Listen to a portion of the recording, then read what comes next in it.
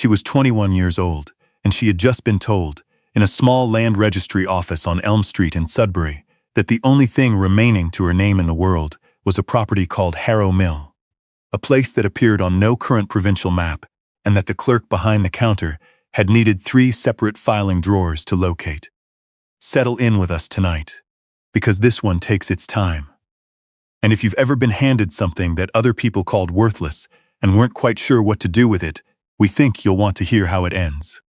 Oona Ferris had been born in Kapuskasing, in a house with a wood stove that smoked when the wind came from the north. The only child of a father who worked timber and a mother who mended for the neighbors, and both of them were gone before she was 11. Her father went first in the autumn, when a cable snapped at a pulp yard outside Hearst. Her mother followed the next spring, of a fever that the nearest doctor was 40 miles away and 3 days too late to treat. After that, Oona had been passed along to her father's younger brother, a man named Desmond Ferris, who ran a dry goods counter in Kapuskasing, and who received her the way a man receives an unexpected invoice, without pleasure, and without the intention of paying more than he absolutely must. Desmond fed her. He clothed her in things left behind by a previous boarder. He set her to work at 8 years old, sweeping the storeroom and sorting bolts and marking prices on tins of lard with a pencil stub. And he made it clear, in the careful arithmetic of small economies, that any warmth extended to the girl would be warmth subtracted from elsewhere. The person who made her into someone who could survive Desmond's arithmetic was her mother's mother, a woman named Beatrix Hahn, who lived alone in a house at the end of a long lane 4 hours north of Kapuskasing, and who came in by wagon once a month through the summers and wrote letters the rest of the year. Beatrix was 68 when Oona was 10, and she had been making furniture since she was old enough to hold a mallet.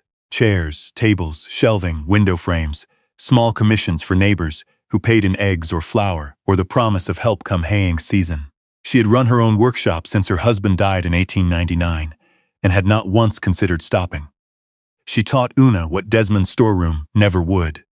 She taught her to read a deed and a survey plan, to set a mortise and pare a tenon, to read the grain in a plank of birch and know which way it wanted to split, to mix a glue pot in a tin pail and judge by the smell when it was ready, to sharpen a plain iron on a whetstone with 3 strokes on the bevel and 1 on the flat, and to know by the sound of the cut when the blade was true, to keep a 2-column ledger in a copybook so that no man could later claim she owed what she did not, and above everything else, to look at a broken thing long enough to see whether it was actually broken, because most of what people threw away, Beatrix said, had only been misread. The hand plane came from Beatrix. It was a small bench plane, the kind a cabinet maker uses for finish work, with a rosewood tote worn smooth at the grip and a chip in the corner of the iron that Beatrix had never had ground out, because she said it reminded her to cut at an angle. It had belonged to Beatrix's younger sister, a woman named Margit, who had gone west in 1893 and sent letters for a few years and then stopped. Beatrix had kept the plane on the shelf above her bench for 30 years, running her thumb across the iron occasionally, the way you touch something you cannot resolve. The winter Oona turned 16. Beatrix lifted it down from the shelf and pressed it into Oona's hands without ceremony, and said only, "This belonged to a woman who built things that outlasted her. Now you build things that outlast you." Oona kept it in the canvas carpenter's bag she carried everywhere from that day forward, closer to her than any other tool she owned. Beatrix died. The spring Oona turned 19 of the quiet accumulation of age and effort, the way patient old women sometimes do. The house at the end of the lane was sold by cousins. Oona had never met to settle an account at a hardware wholesaler that no one had mentioned while Beatrix was alive. Oona was given a small framed photograph she hadn't asked for and told gently that there was nothing else. She went back to Desmond's storeroom and to the sorting and the marking and the sweeping, and she worked those 2 years the way Beatrix had taught her to work. Fully and without wasted motion. She kept every cent she was allowed to keep, which was not many, because Desmond took most of it for what he called room and board, and the general account of keeping a young woman under a respectable roof. By the summer she was 21, she had $6.40 saved in a tobacco tin inside the false bottom of her carpenter's bag. Alongside the plane, a small photograph of her mother at 17, a folded page in Beatrix's handwriting, listing 8 joinery joints she considered a woman ought to know, and a bone-handled awl that had been her mother's only tool. She did not know, in those 2 years, that anyone in the world was thinking of her at all. She did not know that a letter had been mailed from a solicitor's office in Timmins the previous April, addressed to her by name, and that Desmond had signed for it and placed it in the locked drawer of his roll-top desk and left it there for 9 weeks, because he had already decided that whatever it contained was either nothing or trouble, and in his experience, the two were the same. Oona found it on a Wednesday afternoon in July, when she was sent to fetch the ledger for the store's monthly accounts, and reached into the wrong drawer. She read it standing at the desk with the drawer still open. By the second paragraph, she understood that a great-aunt she had never met, a woman named Margit, her grandmother's younger sister, last known address Harrow Mill, Parry Sound District, had died in a rooming house in North Bay the previous winter, and had left to her sole surviving blood relation the entire remaining title of an unregistered property in the Northern Lakes country called Harrow Mill, a place the provincial land registry had ceased to acknowledge in the year 1909, and that appeared on no current survey map, but to which the original deed filed in the Dominion archives still legally attached. She refolded the letter, put it in her coat pocket next to the plane, closed the drawer, and finished locating the ledger without saying a word to anyone. That was how Beatrix would have done it. She kept the letter in her pocket for 3 days before she moved on it. In those 3 days, she did nothing that would have looked to Desmond or to the store's customers unusual. She swept the storeroom on Thursday. She sorted a new shipment of tin on Friday. She marked prices on Saturday morning, and while she did it, she thought carefully about what she would need, what she could carry, what she was owed, and what she was willing to leave. On Saturday afternoon, she walked to the railway station at the edge of town and asked the ticket agent, a thin man named Mr. Vickers, who had known her father, what it would cost to ride the northbound as far as Burnt Lake Crossing, the junction the solicitor's letter had named as the nearest stop. Mr. Vickers told her, $4.80 one way. She thanked him and walked back. That evening she counted her money again in the storeroom by the light of a tin lamp. It was still $6.40. She put it back in the tobacco tin and tied the bag shut with a bowline knot Beatrix had taught her, and she went to bed. On Sunday morning she came downstairs before the house was awake, with her carpenter's bag already packed. Inside was everything she owned in the world, folded small, 2 work dresses, 1 wool skirt, 2 pairs of stockings darned at the heels, a nightdress, the photograph of her mother at 17, the folded page of joinery joints, the plane, the awl, the tobacco tin, the deed, and the letter. She made the coffee and set out the breakfast things on the sideboard, the way Desmond liked them. Plates warmed at the back of the stove, butter on a saucer, salt in the cellar. Then she went to the sitting room where Desmond was reading the weekend paper and told him plainly that she was leaving on the morning train, that she had a place to go, and that she would not be coming back. Desmond did not look up for a long moment. When he did, he said only that she was a fool if she believed any dead woman in the bush had left her anything worth the fare, and that he would not be holding a place for her return. Oona told him she did not require him to. He said she owed for the last 2 weeks' board. She counted out $1.20 onto the end table beside his reading lamp, which was what she calculated the 2 weeks came to at the rate he had always named. Then she picked up the carpenter's bag, walked out through the kitchen, down the back steps, and along the road toward the station without looking back. She was 21 years old. She had $5.20 remaining, and a hand plane in her bag and a deed to a property that appeared on no provincial map, and she did not slow her step until she reached the platform, where Mr. Vickers tipped his hat and sold her the ticket, and said quietly that her father had been a decent man, and that he was glad to see her going somewhere. She thanked him.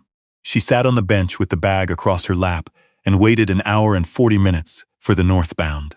During that time she opened the bag only once, to touch the rosewood tote of the plane with the pad of her thumb, and then closed it again and folded her hands over the canvas. The train came in just after 9. She boarded a second-class car near the rear and took a seat on the west side, because Beatrix had once told her that if you were riding north in summer, you sat west to keep the morning sun from your face. The car smelled of coal dust and old upholstery, and the particular dry warmth of a train that has been running since before dawn. Oona set the bag at her feet, pressed her ankles against it, and watched Kapuskasing slide backwards past the window. The station platform, the grain elevator, the dry goods sign above Desmond's front window, the white church at the corner of Main, The road that ran east toward what had been Beatrix's lane and was now somebody else's property, somebody else's winter. She did not look for long. After the town came the boreal, mile after mile of spruce and birch and tamarack, and the occasional flash of a lake between the trees, like a mirror dropped in the bush. She watched it without tiring. She ate a piece of bread from the bag at midday and drank from the tin cup a porter filled for her twice. She did not speak to anyone.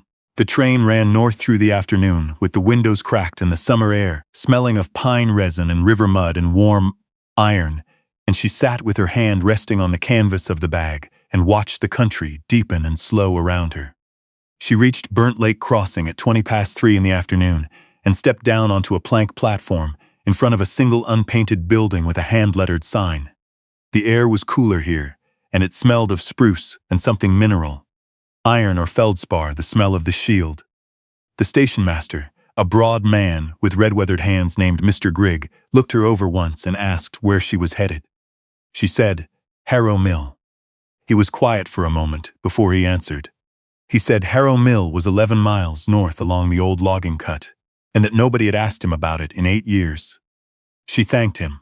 She asked if there was water on the road, and he said there was a hand pump at the 4-mile mark that still held. She filled her canteen at the tap beside the building and started north into the bush. The logging road was 2 wheel ruts in the grass now, the trees closing overhead in places until the light came through, only in pieces. She walked for 3 hours, shifting the bag from one shoulder to the other, stopping at the pump to drink and rest for 10 minutes in the shade of a jackpine. Then she walked on, and the land rose and fell in long, shallow swells, and by 5 o'clock she began to see the first signs of Harrow Mill. A fence post with no wire, a clearing where the spruce pulled back, and then, in the clearing, the settlement itself. 7 structures along a dry creek bed, the creek reduced to a trickle along its center that caught the evening light. Birch trees along the bank, their leaves silver green in the late sun. A stand of tamarack at the far end, still living. The buildings were squared pine gone the gray of old bone, with roofs patched in cedar shingle and corrugated tin, and the windows mostly empty of glass, and 2 doors off their hinges. She counted them, as Beatrix had taught her to count a place before deciding anything about it. A mill shed with the saw frame still standing, and the drive wheel resting on the ground beside it. A small forge, a root cellar cut into the hillside, with its plank door still latched. 3 small cabins with their shutters nailed shut, and 1 larger house, set back on its own lot, with a picket fence 3/4 eaten by grass, and a flat stone step cut from the granite of the shield. Above the door of the larger house, carved directly into the lintel in letters someone had taken care with, were the words, Hahn, 1891. Oona stopped. She read the name twice. She put her hand in her coat pocket and felt the plane. She lifted the latch. The door opened on hinges that groaned but held. The front room was low-ceilinged and long, perhaps 16 feet by 12, with a plank floor gone the color of old honey, a fieldstone hearth at one end, a pine table with 2 chairs, and a row of shelves along the north wall, still holding a blue enamel mug and a tin of rusted nails and a folded piece of oilcloth. The air smelled of cold ash and mouse, and the dry cedar smell of a house that had kept out the damp. At the back, through a doorway without a door, was a second room. A rope bed frame without a mattress, a pine chest painted gray and blistered, and, taking up most of the south wall, a carpenter's workbench, worn white at the center where hands had worked it for years, with 2 iron vises still tight on their screws. She stood at the workbench and ran her hand along the worn center of the top. She said aloud, to no one, that it would do. Then she went to the south side of the property and found the spring, a seep from the granite shelf, feeding a small stone cistern, the water clear and cold, and running cleanly over gray rock. She drank from her cupped hands. She filled the canteen. She carried a pail of water inside and set it on the table and began without hurry to sweep. She swept for 2 hours with a broom she made by binding a bundle of dried sedge to a birch branch pulled from the fence. She carried out 4 loads of dust and mouse droppings and 1 collapsed bird's nest in her apron. She scrubbed the table down to pale wood with sand and water. She scrubbed the hearthstone, and it was while scrubbing the hearthstone that she noticed the workshop floor. The plank floor of the back room ran in even boards of the same age and color throughout, except along one section near the workbench, where a stretch of boards roughly 2 feet square had been recaulked with a material noticeably paler and more recently applied than the caulking in the rest of the floor. The new caulk had been pressed in with a finger rather than a knife, and it sat unevenly in the seam, as though the work had been done in low light or in haste. Beatrix had taught her to examine a broken thing carefully, and to trust the eye that noticed what did not match. She fetched the flat chisel from her bag, wedged the tip into the seam at the edge of the recalked section, and worked it along the joint until the old caulk crumbled away in pale flakes. Then she set both hands under the edge of the boards and lifted, and they came up as a unit. 3 planks nailed to cross cleats beneath, heavier than she expected, and she leaned the section against the workbench. Beneath the boards was a cavity in the earth, lined on 3 sides with flat stones and 1 course of old brick. Inside the cavity sat a tin biscuit box, with its lid pressed tight, decorated with a faded pattern of thistles and leaves. Beside the box lay an oilcloth bundle tied with a length of linen twine gone yellow with age. She lifted the oilcloth bundle first. Inside was a leather pouch. Inside the pouch was money. Gold coin, 24 double eagle pieces stacked in 2 columns, and a smaller cloth bag of silver dollars that she counted twice, 37 of them. And folded beneath the pouch, a Dominion of Canada bank check drawn on a branch in North Bay for $180, made out to bearer.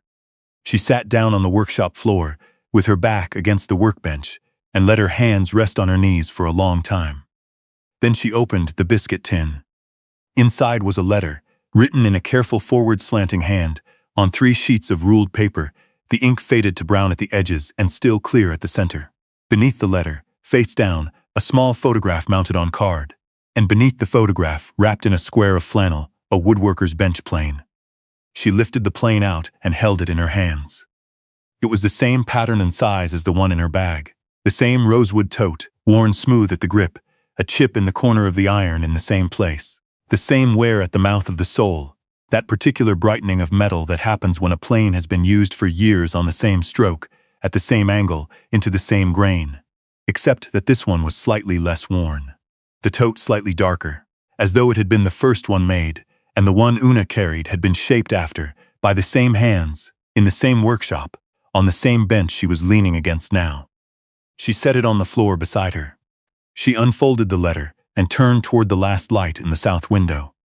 The letter began, "To whoever comes after. My name is Margit Hahn, and I lived in this house for 31 years." She read it through once without moving. Then she read it again, quietly, as though the empty workshop deserved to hear. And Margit Hahn's careful forward slanting hand told her this, that she had come to Harrow Mill in 1893, with her husband and their tools, and the intention of building something worth having, that her husband had died of a logging injury in 1902, that her son had gone west to work the railway and had not come back, which she did not blame him for, that she had been the settlement's carpenter and general woodworker for the years the settlement lasted, making furniture and windows, frames and sled runners and, when those were needed, coffins. And that in the autumn of 1907, a company called Caraway Timber, registered in Ontario, had driven a winter haul road along the creek above the settlement and dumped their mill waste, bark, spent lime, sawdust mixed with things Margit did not have names for, into the waterway at the top of the cut. Within a season the water in the north wells of the settlement had turned the color of rust, and then cleared, and left behind it something sweet and chemical that sat in the back of the throat and did not leave. 3 children sickened by the winter of 1908. 1 died. 1 lost the use of her legs and left in a wagon the following spring, wrapped in a quilt, without looking back at the house she had grown up in. Caraway Timber had sent a man, in the spring of 1909, with a sealed letter for the reeve of the nearest township.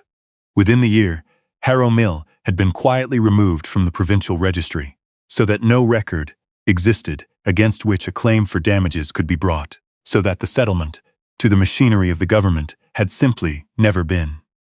The remaining families had gone south to towns with names on maps. Margit had stayed because she was old, and because the south spring above the granite shelf still ran clean, and because someone, she wrote, ought to know what had been here and what had been done to it. She had set aside what she could from 31 years of small work and careful saving for whoever came after. She hoped it would be a Hahn. She had carved the name above the door in 1891 and had never had reason to change it. Below the letter, she had folded a hand-drawn copy of the company's survey, with the waste sites marked in pencil and the name Caraway Timber written along the margin in her own hand, and the date, and the names of the 3 children. And beneath the photograph, which showed a woman of 40 or so standing at a workbench in this very room, her hand resting on a plane, Margit had written on the back of the card, "The plane in this photograph and the plane in this tin are the same plane. I made two. The other went with my sister Beatrix when she left for Kapuskasing in 1887. I do not know where it is now. If you have come from Mahon, perhaps you know." Oona sat still for a long time. Then she reached into her carpenter's bag and brought out the other plane and set them side by side on the workshop floor. Margit's on the left, slightly darker at the tote. Hers on the right, worn a little brighter at the mouth from 30 years more of use.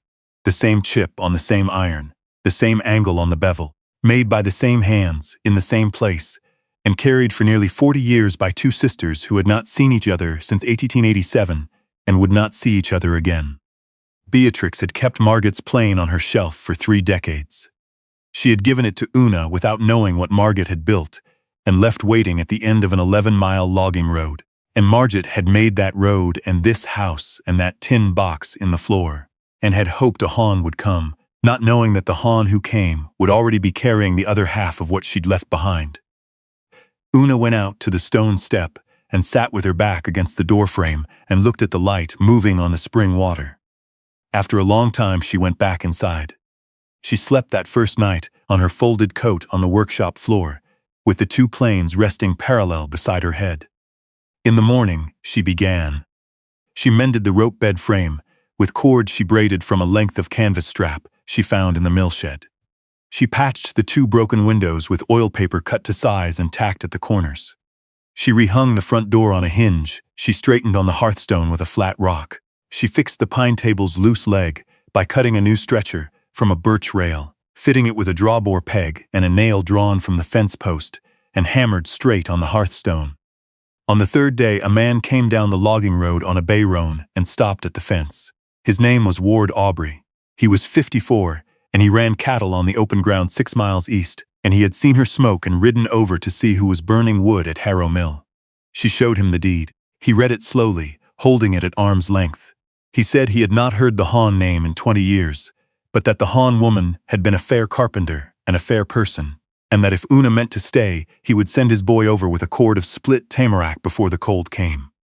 His son, Tam Aubrey, arrived the following Saturday on a flatbed wagon, 17 and quiet, and stacked the wood against the north wall of the house without being asked, and stayed to help her refit the south cabin's doorframe before he drove back.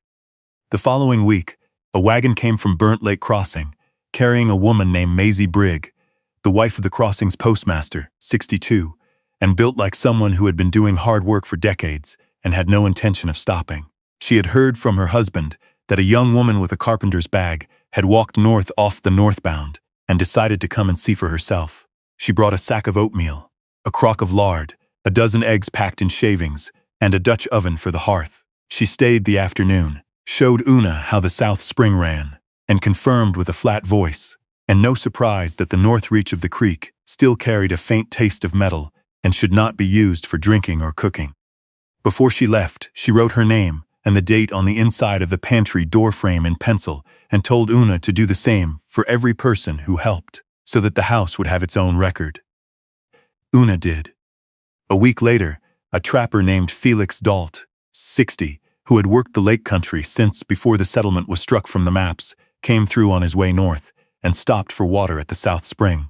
He stayed 2 days to help her raise the mill shed's fallen east wall with a block and tackle he carried in his pack sled, accepting no pay and taking instead a jar of Maisie Briggs lard and the assurance of coffee whenever he passed through. He told her, over that coffee, the names of 2 of the 3 children who had sickened. The third name he could not recall, but thought it might have been written somewhere in the old church records at Burnt Lake Crossing, if the records had survived. In the 4th week, Oona wrote to the provincial land registry in Toronto, enclosing a careful hand copy of Margit's survey with the names along the margin and a plain letter of her own, asking that the removal of Harrow Mill from the township records in 1909 be examined in light of the documents she was enclosing. She paid the postage from the silver dollars and kept the gold sealed in the biscuit tin, refitted into the cavity beneath the workshop floor. The boards relaid and recalked with proper material this time, pressed with a knife, even along the seam. A letter came from Toronto in November acknowledging her submission. A second came in February, stating that the 1909 removal had been found procedurally irregular, and that Harrow Mill would be restored to the township survey at the next revision. A third came in March, from a solicitor she had not written to, informing her that 3 families who had left the settlement between 1909 and 1912 had been located through the land registry, and that the documented survey would be forwarded to the provincial attorney's office for review in the matter of caraway timber. She folded all 3 letters into the biscuit tin with Margit's. By the end of the second month, the workshop was clean enough to work in. She had repaired 2 chairs, reglued a bookcase Margit had left half-finished, and built a small shelf above the hearth from birch planks. She dressed with Margit's plane and finished with her own. The 2 planes lived on the shelf, side by side, Margit's on the left, hers on the right. Beneath them, the photograph from the tin, which showed a woman of 40 or so standing at this very workbench, her hand resting on a plane. Beside it, she set the picture of her mother at 17, her hand resting on the back of a chair. The 4 objects together, 2 planes, 2 photographs, made a small, quiet record that she touched with her fingertips each morning before she went out. By autumn, the people who came through Burnt Lake Crossing knew her name. Ward Aubrey brought a pair of laying hens in a wire crate and would not take money for them. Oona sharpened his draw knife. In return, on the whetstone she kept at the bench, and did it well enough that he brought 2 neighbors' tools the following week and left without asking whether she charged. Maisie Briggs' husband began routing the mail wagon through Harrow Mill once a fortnight, and Oona kept his packages dry in the root cellar and charged him 10 cents a fortnight for the storage and the coffee, and kept a 2-column ledger of what he owed and what he paid in the manner Beatrix had shown her, and it balanced every time. Felix Dalt came through twice more before the freeze-up, and on his second visit brought a young woman named Wren Colm from the lake to the north, who had a daughter of 7 and a knowledge of birch bark that made Oona's joinery look unambitious. Wren and her daughter settled in the south cabin, repaired by then and warm, and Wren showed Oona what you could build from birch in spring when the bark peeled clean. And Oona showed Wren how to set a mortise in hardwood and seat a tenon so it would hold for 30 years. They worked together at the bench most mornings with the door open to whatever weather was moving through, and the pencil names on the pantry door frame grew past the hinge and turned the corner and started down the jamb. On an evening in late May, almost exactly a year from the day she had stepped down onto the platform at Burnt Lake Crossing, Oona sat on the stone step outside the workshop and looked at the creek. The south birches were leafing out, pale green in the last of the light. The spring ran quietly over the granite shelf. From the root cellar came the low sound of Wren and her daughter putting things away for the night. From the mill shed, which she had cleaned and fitted with a proper latch, came the sound of Ward Aubrey's horse, stabled for the evening.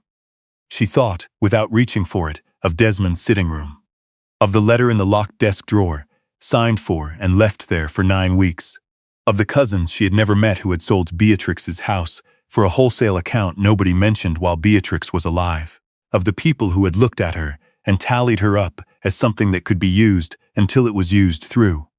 She thought of these people without heat and without wishing them any particular outcome. They had looked at her and seen a girl of no account, and they had been wrong, and that wrongness did not require anything more from her now. The answer was already here, in the workshop behind her, with its balanced ledger on the shelf, in the pencil names on the doorframe that had turned the corner, in the 2 planes resting side by side, in the lamplight above the hearth. She thought of Beatrix Hahn, who had taught her to count a place before deciding anything about it, to read the grain in a plank, to examine a broken thing carefully and trust the eye that noticed what did not match, who had carried her sister's plane on a shelf above the bench for 30 years, and then pressed it into Oona's hands the winter.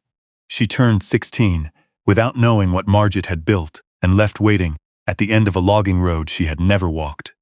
She thought of Margit Hahn, whom she had never met, who had come to this house in 1893 and stayed for 31 years, who had carved a name above the door and kept the south spring clean and set aside what she could from small work in the hope that a Hahn would come, and who had sealed a marked survey and a flannel-wrapped plane in a tin box under the workshop floor, so that the striking of a settlement from a map would not be the last word spoken about the water or the children. 2 women, she thought, who had loved someone they never got to watch grow up, and who had between them Across 30 years, and an 11-mile road and a floor sealed with finger-pressed caulk made her exactly into the person she needed to be by the time she arrived. She went back inside. The workshop smelled of birchwood shavings and linseed oil and the particular, dry warmth of a place being worked in again after a long silence. On the shelf above the hearth, the two planes rested parallel in the lamplight. Margit's on the left and hers on the right. The rosewood totes worn to the same smooth finish, by different hands, on the same stroke across the same grain. She was 21 years old. She had come north with $6.40 and a hand plane in her carpenter's bag and a deed to a place that no map showed. She had spent nearly all of it on the train that brought her here. It was the best $6.40 she ever spent. If this story sat with you the way a well-fitted joint sits, quiet and solid and stronger than it looks, we hope you'll take a moment to subscribe to Cabin Stories and pass it along to someone who has been handed something that other people called worthless. Because sometimes, the thing no one else can see the worth of is exactly the thing that carries you the rest of the way home. Leave us a comment tonight and tell us where you're watching from. And while you're there, tell us this: who is the Beatrix or the Margit in your own life? The person who put a tool in your hands before you understood what you were going to need it for. And what do you still carry? We'll be reading. Settle in, and we'll see you at the next one.